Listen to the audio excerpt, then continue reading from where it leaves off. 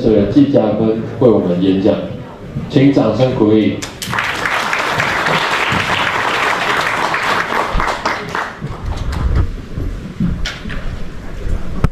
Ladies and gentlemen, I'm very, very honored to be able to have the privilege to speak at this occasion. And the topic that I'm going to talk about is a human-machine environment model for root cause analysis. And for those of you who may not know me, let me just introduce myself briefly. Okay, I think it's better this side. So I actually got my degree in 1990 from State University of New York at Buffalo. And since then, I have been teaching in NTUST, National Taiwan University of Science and Technology. So it's been a long time. Nobody ever celebrated their anniversary for their teaching career, but then I got a notice from LinkedIn that this February I'm going to celebrate 35th anniversary, so it's been a long time. Thank you. And so there are some milestones that I was the president of Human Factor Society for Taiwan, the Ergonomics Society of Taiwan, between 2003 and 2005. And last year, I got the fellow from the International Economic Association. I guess that's why Chris invited me to give a talk.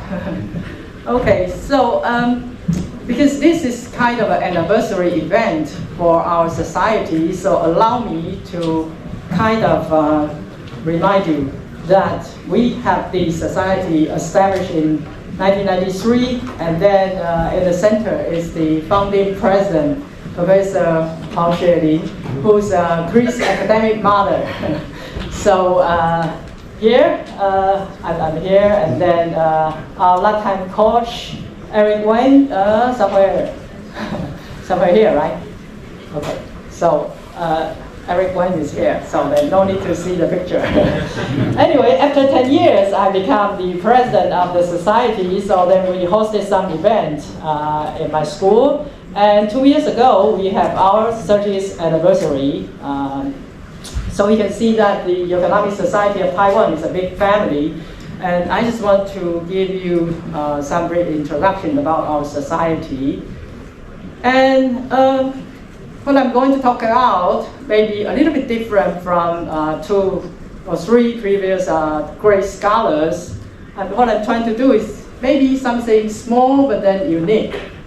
I would like to begin by talking about human-machine environmental system, that how we look at human factors in terms of human and then machine and environment. For almost anything or any system, we'll be able to look at the system as a system of man-machine environment. Man in terms of user, patient, victim, whatever. And then machine in terms of tool, computer, equipment, and then now we have AI.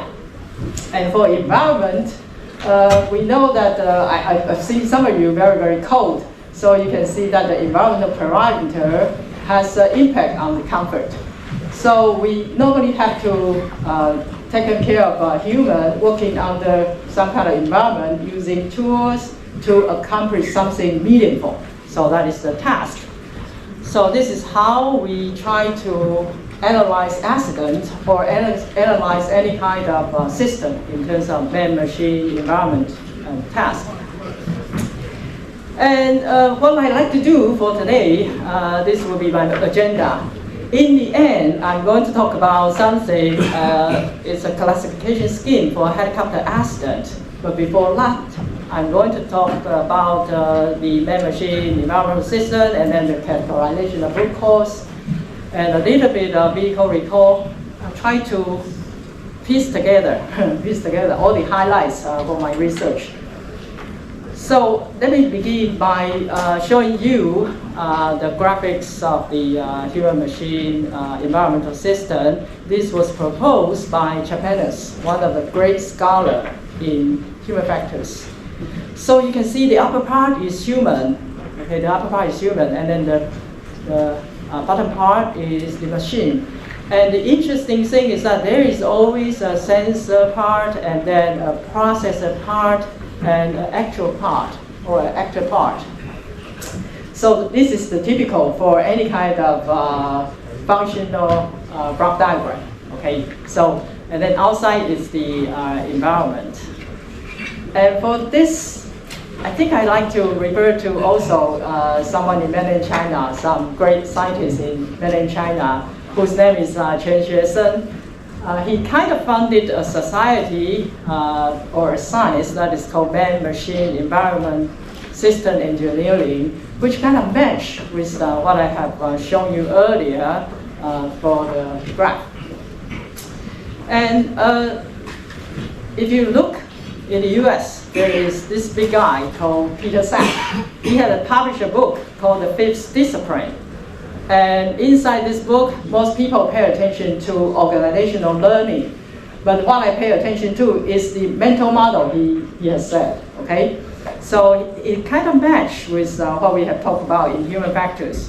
So in summary, I would like to like you to remember that for human factors system thinking approach, first, you kind of have to identify the problem and then try to draw a system diagram and then try to come up with some kind of mental model.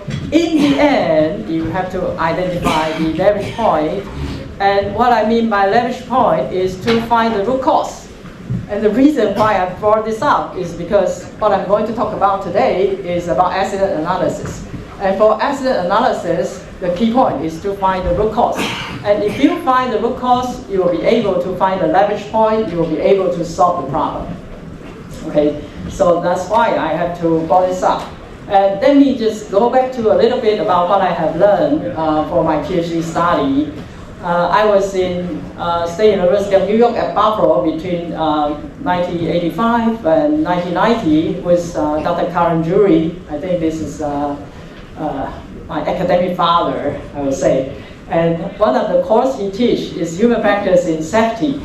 And he had published this paper called Human Factors in Consumer Product Accident Investigation, which I like the most. And I think I attended to his course 3 times. One as student, the second time as teaching assistant, the third time is when I was about to come back. So I think one thing that he kind of teach me is that we try to describe accident in terms of scenario, okay, in terms of scenario.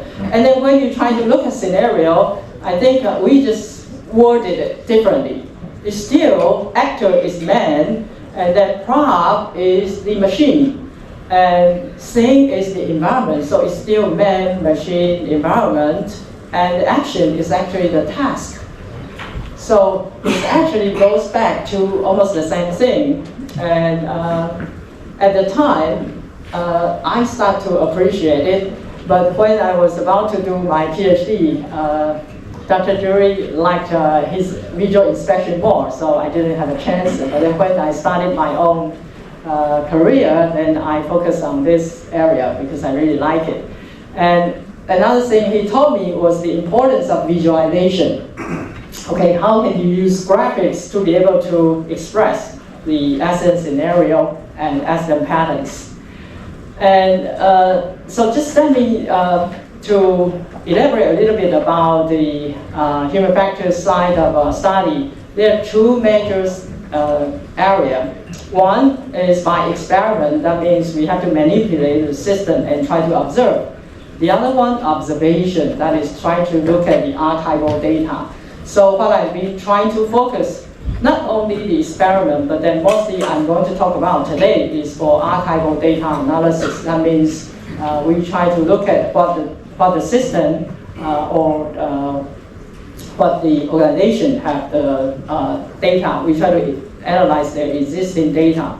And if you're interested in what I'm talking about, you'll be able to look into this book, the 3rd edition for evaluation of human work. There is a chapter by Karen Jury, the use of archival data.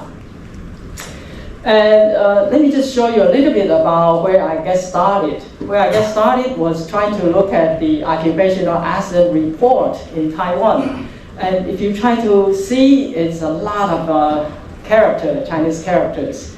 And it's so easy for the upper part because for the type of industry, for the age, for the gender, and source of injury, there is always very easy to find classification for that.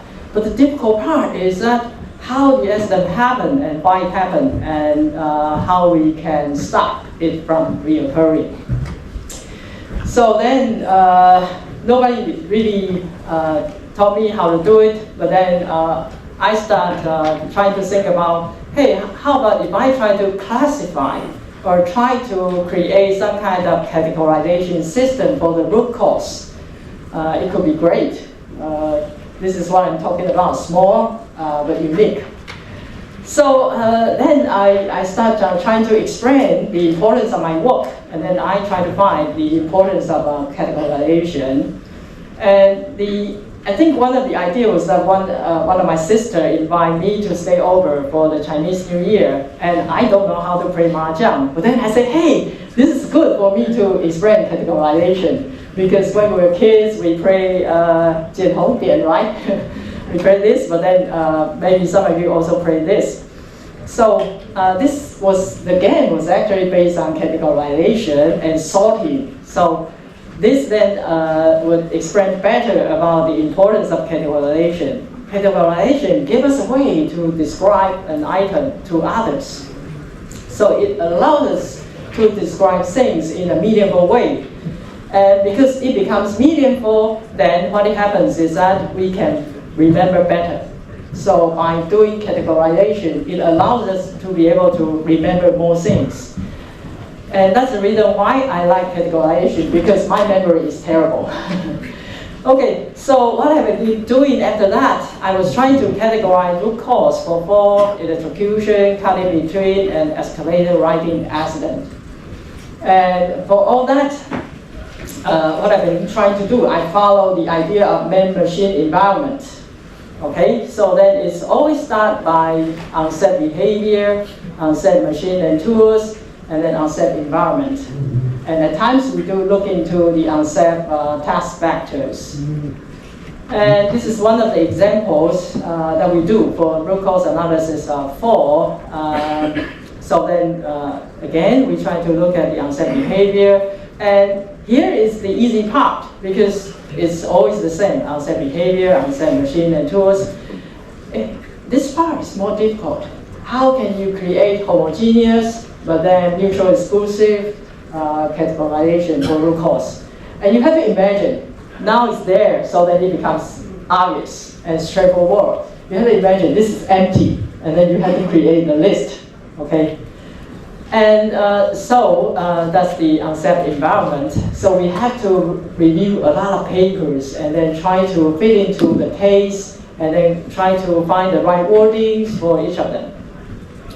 So I've been doing that for different kind of accident. But at the time, I was also doing the ICOM study. And so then I think sometimes it's a very, very interesting emergent that you kind of combine the ICOM with 4-tree and then come to a new idea called graphical 4-tree. And I think the idea was that 4-tree is very, very boring, but then if you try to add graphics to it, it becomes interesting and then better for communication. So after I tried so many things about accident analysis, I always feel frustrated because when you talk to EMBA students, they don't like it because accident sometimes means bad luck, right? And nobody likes bad luck. So I was trying to think about, hey, how can I try to apply root cause analysis into something else? Because at the time, root cause analysis was not so popular like now. Nowadays, you apply root cause analysis in hospital, in everywhere. But then at the time, root cause analysis only for accident. So then the first thing I do is I try to look into the root cause for alteration. Okay, alteration for pressure garment.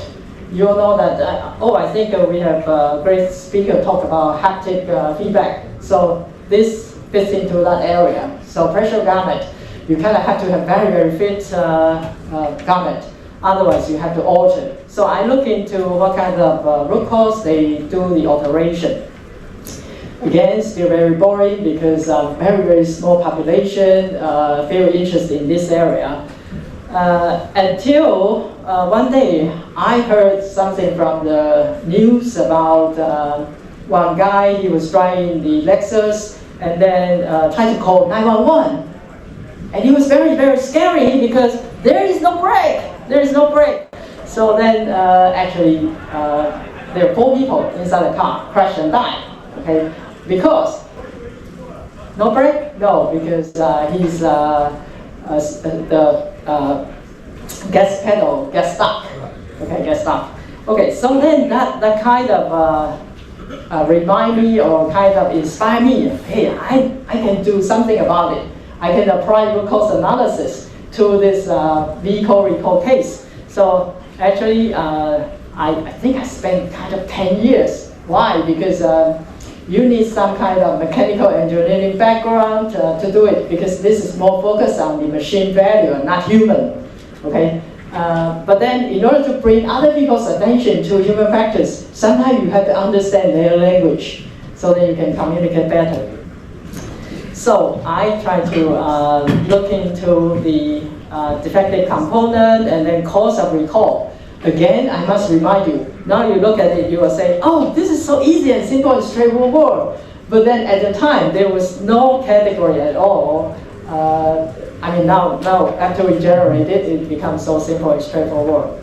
And also, I need to apply something that is so typical for mechanical engineering, the functional block diagram and the failure mode effect analysis. I think I also learned from Dr. Chen when I was in Singapore. And this comes to the last part, and the most important highlights that I was going to talk about. So when Eric Wen was the lifetime coach for our society, he always makes sure that every president try their best.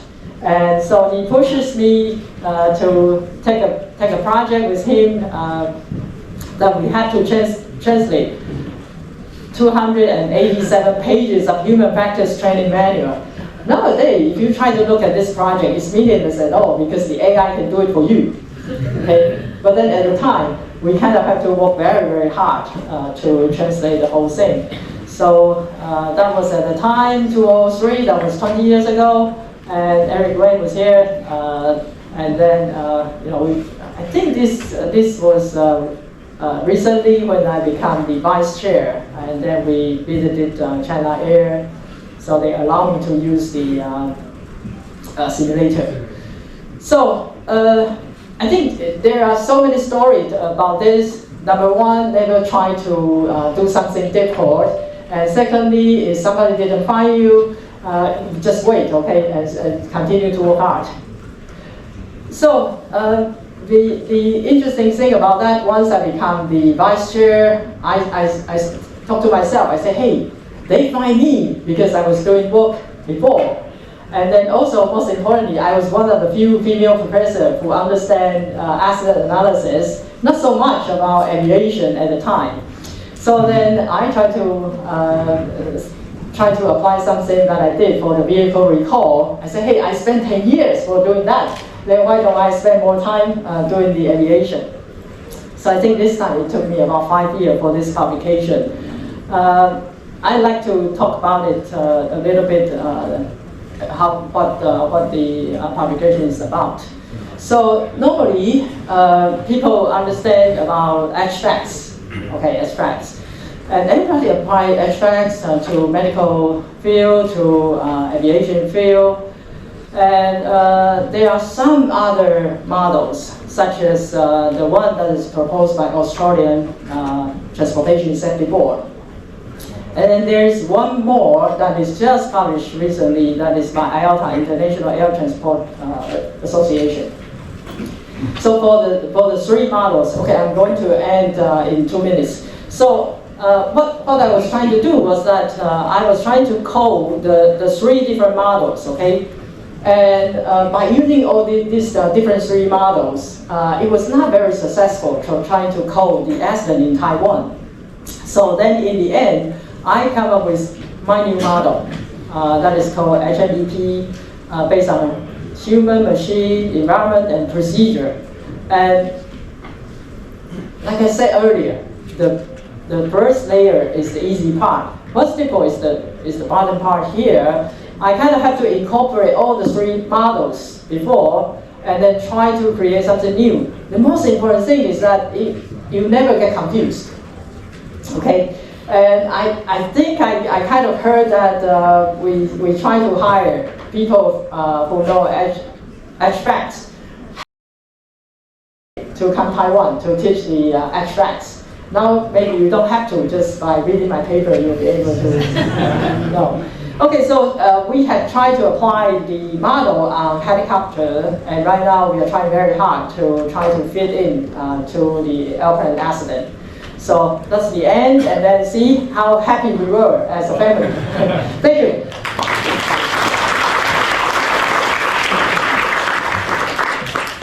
Thank you, Professor Ji Jiafen. Let's move to the